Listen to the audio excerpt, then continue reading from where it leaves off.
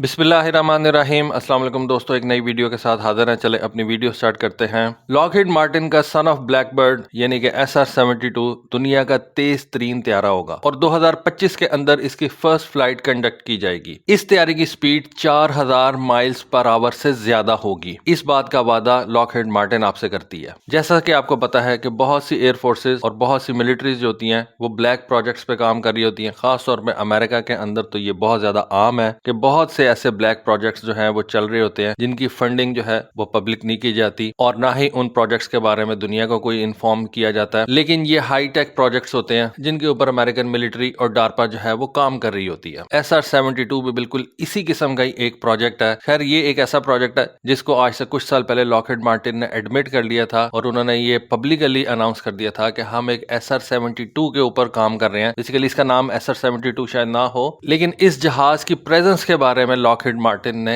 Admit किया था। Anyway, अब ये त्यारा दुनिया का सबसे यूनिक त्यारा क्यों होगा? वेल, उसकी रीजन ये है कि ये सबसे ज्यादा तेज चलने वाला एयरक्राफ्ट होगा। कोई भी जहाज इससे ज्यादा ऊंचाई पर नहीं जा सकेगा और ये इसको दुनिया का सबसे हाईटेक और एडवांस त्यारा बना देगा। इससे पहले जो SR-71 था जिसको 98 के अंदर अमेरिकन एयरफोर्स ने रिटायर कर दिया था और उसको रिटायर करने का जो मेन मकसद था वो यही था कि SR-71 एक इंतहाई ज्यादा महंगा प्रोजेक्ट था। SR-71 को मेंटेन रखना इंतहाई ज्यादा महंगा काम था और SR-71 की जो 1 घंटे की फ्लाइट थी उसके ऊपर बहुत ज्यादा खर्चा आता था। और 90s के अंदर अमेरिकन एयरफोर्स ने ये देख लिया था कि अब जो सैटेलाइट्स आ गई हुई हैं वो इतनी ज्यादा जबरदस्त हैं कि उनको इस SR-71 की इतनी ज्यादा जरूरत नहीं थी, क्योंकि ये जो SR-71 था इसका मेन काम रिकॉनेसेंस का था। अपने वक्त का ये सबसे तेज जहाज था, सबसे ज्यादा हाई एल्टीट्यूड के ऊपर उड़ सकता था और इसीलिए अमेरिकन एयरफोर्स इससे रिकॉनेसेंस का काम लेती थी। लेकिन फिर ऐसी सैटेलाइट्स आ गई जिन्होंने इसकी अफादियत जो है वो ऑलमोस्ट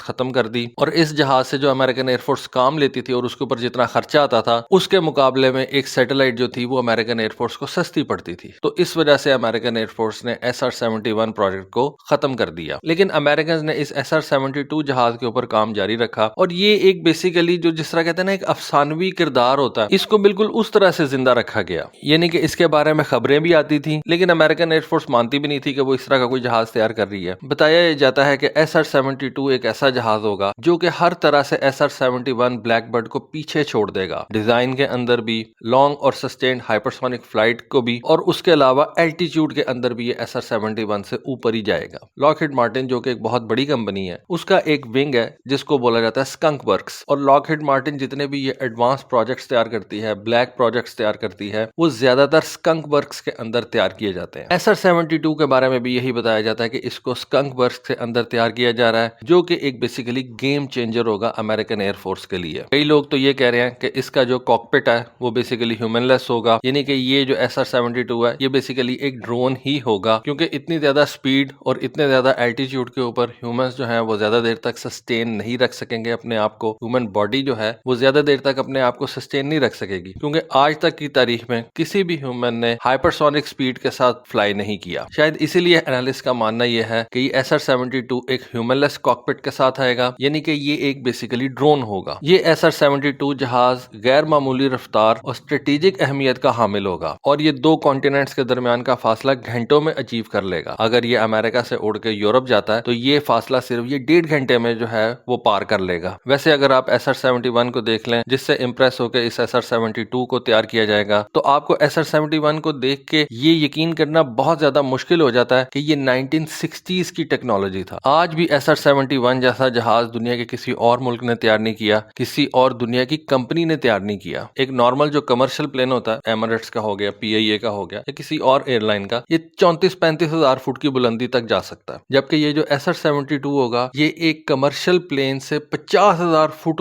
ऊंचा उड़ा करेगा। यानी कि ये SR-72 80-85 हजार फुट की बुलंदी तक जा सकेगा। तो आप इसके एल्टीट्यूड का खुद से अंदाजा कर सकते हैं। अब मजे की बात यहाँ पे ये होगी, क्या ये SR-72 सिर्फ एक रिकॉनेसेंस का काम करेगा या इतने ज्यादा जबरदस्त जहाज के जरिए से अमेरिकन वेपन्स भी इस्तेमाल कर सकेंगे? अब पता नहीं अमेरिकन क्या करना चाहते हैं। एक 6th जनरेशन का जहाज तैयार कर रहे हैं, एक वो ये B-21 बॉम्बर तैयार कर रहे हैं और फिर ऊपर से SR-72 भी वो तैयार करने के बारे में बता रहे हैं और ये बताया जा रहा है कि इसकी फर्स्ट फ्लाइट 2025 में कंडक्ट की जाएगी। तो आई डोंट नो इसका क्या मेन पर्पस होगा, लेकिन ये बात तो है कि SR-71 जो था उसका मेन पर्पस रिकॉनेसेंस का था। लेकिन इतने जबरदस्त जहाज से अगर आप सिर्फ रिकॉनेसेंस का काम लेते हैं तो ये भी थोड़ी सी ज्यादती हो जाएगी। लॉकहीड मार्टिन ने ये ऐलान किया था कि वो SR-72 2013 से बना रही है, उसके ऊपर वर्किंग कर रही है और ये जहाज मैक 6 की स्पीड से ज्यादा तेज उड़ सकेगा और ये जहाज 2025 तक ऑपरेशनल हो जाएगा। तो दोस्तों ये थी एक छोटी सी वीडियो, छोटी सी इन्फॉर्मेशन। होपफुली आपको आज की वीडियो, आज की इन्फॉर्मेशन पसंद आई होगी। कमेंट सेक्शन में अपनी राय से जरूर आगाह कीजिएगा। आज के लिए बस इतना ही। Thank you. Allah Hafiz.